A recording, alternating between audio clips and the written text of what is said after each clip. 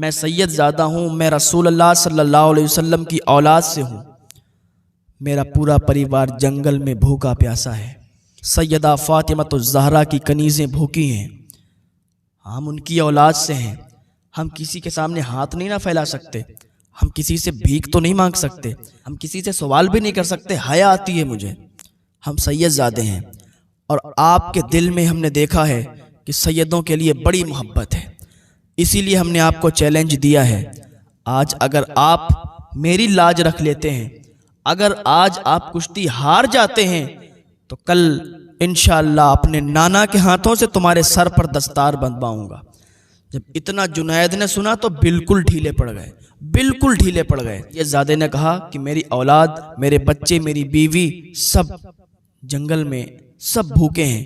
اور میں ان سے روز کہتا ہوں کہ آج میں کمائی کر کے آؤں گا، آج میں کما کے لاؤں گا اور تمہارے لیے کھانے کا انتظام کروں گا، لیکن کئی دن ہو گئے ہیں، ہم نے کوئی انتظام نہیں کر پایا۔ آپ کے اندر سیدوں کے لیے بڑی محبت میں نے دیکھی ہے، اسی لیے اتنا بڑا چیلنج آپ کو دیا ہے۔ اب میری لاج آپ کے ہاتھوں میں ہے، اگر آج آپ ہار جاتے ہیں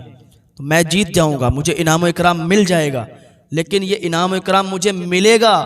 لیکن تمہیں کل اپنے نانا سے انعام و اکرام دلواؤں گا، تمہیں اپنے نانا سے تمہارے سر پر دستار بندھواؤں گا۔ جنید بغدادی نے جب اتنا سنا تھا نا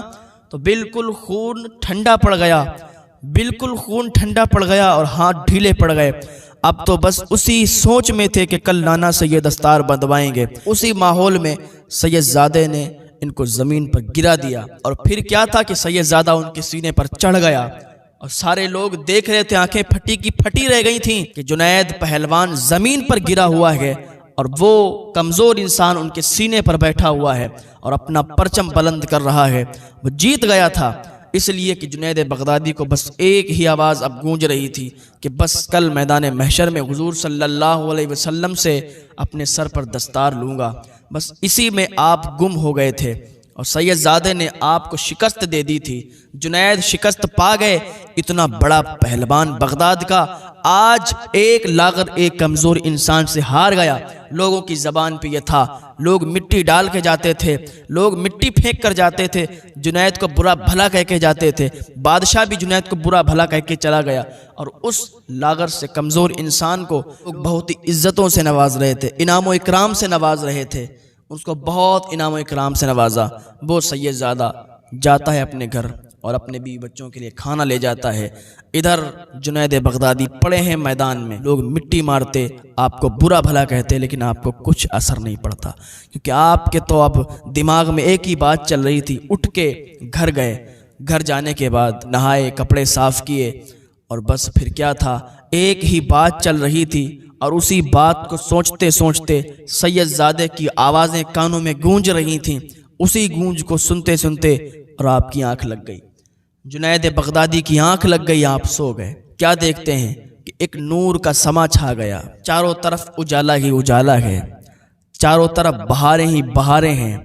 چاروں طرف روشنی ہی روشنی ہے۔ اور کیا دیکھتے ہیں کہ اتنے ہی دیر میں حسنین کے نانا جناب محمد الرسول اللہ صلی اللہ تعالیٰ علیہ وسلم تشریف لائے ہیں، اور کہتے ہیں جنید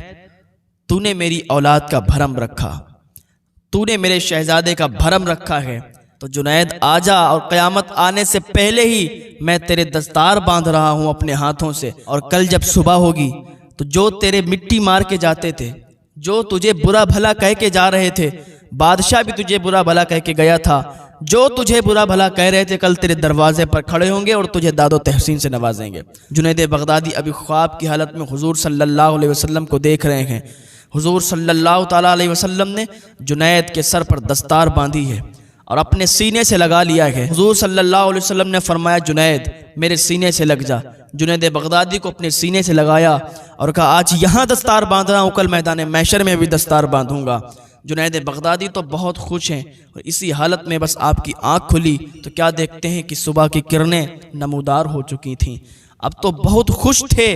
کہ جو بات سید زادے نے کہی تھی وہ آج پوری ہو گئی ہے، اور کل میدان محشر میں بھی دستار باندھی جائے گی۔ اب اتنا تھا کہ کیا دیکھتے ہیں دروازے کے باہر نکلے، کیا دیکھتے ہیں کہ لوگوں کا ہجوم ان کے دروازے پر اکٹھا ہے، لوگوں کی بھیڑ لگی ہے، جو مٹی مار کے جاتے تھے، جو برا بھلا کہہ کے جا رہے تھے،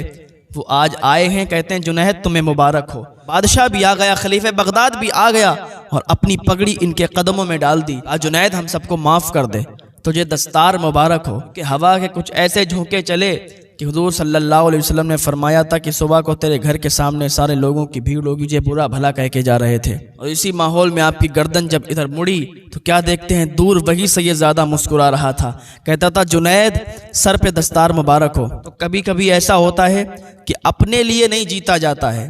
دوسروں کے لیے بھی جیتا جاتا ہے۔ اللہ پاک کی بارگاہ میں دعا ہے اللہ نیک عمل کی توفیق عطا فرمائے۔ اپنے لیے تو ہر کوئی جیتا ہے،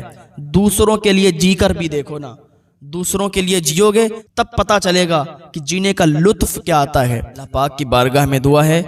اللہ ہمیں نیک عمل کی توفیق عطا فرمائے اور اللہ ہمیں ہدایت کی توفیق عطا فرمائے۔ مولانا تحسین جیلانی صاحب کے بیانات سننے کے لیے تحسین جیلانی آفیشیل کو سبسکرائب کریں۔